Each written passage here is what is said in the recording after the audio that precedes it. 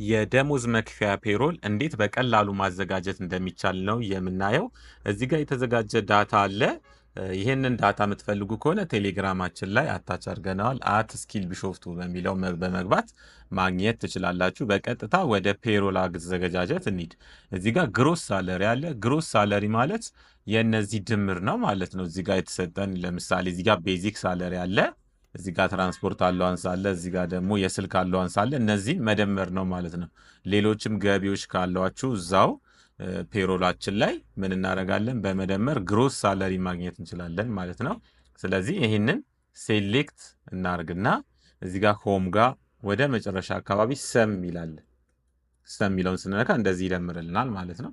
ካልሆነ እዚህ ፎርሙላ ባር ጋር በመሄድም ሰም የሚለውን መርጠን ኦኬ፣ ከዛ ይሄንን እንደዚህ በመምረጥም መደመር እንችላለን ማለት ነው። ኢንተር ስንለው ይደምራል።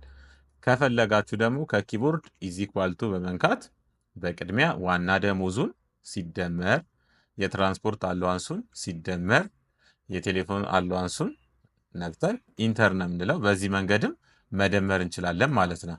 እንደዚህ ከሰራን በኋላ ወደ ታች ድራግ ማድረግ እንችላለን። እንደዚህ በመያዝ ወደ ታች ድራግ ማድረግ እንችላለን ማለት ነው። እዚህ ጋር ደግሞ የሚለው ምንድነው? ታክሰብል ኢንካም ነው የሚለው። በእኛ ኬዝ ላይ ታክሰብል ኢንካም ከግሮስ ጋር ኢኳል ስለሆነ ኢኳል ቱ ብለን ግሮሱን እናመጣለን ማለት ነው። እንደዚህ ኢንተር ብለን ታክሰብል ኢንካሙን እናመጣለን ማለት ነው። ከታክስ የሚቀር ገቢ የለንም። ሁለተኛ ደግሞ እዚህ ጋር ኢንካም ታክስ ይላል። ኢንካም ታክስ ደግሞ ለመስራት እዚህ ጋር የተሰጠ ጊቭን አለ።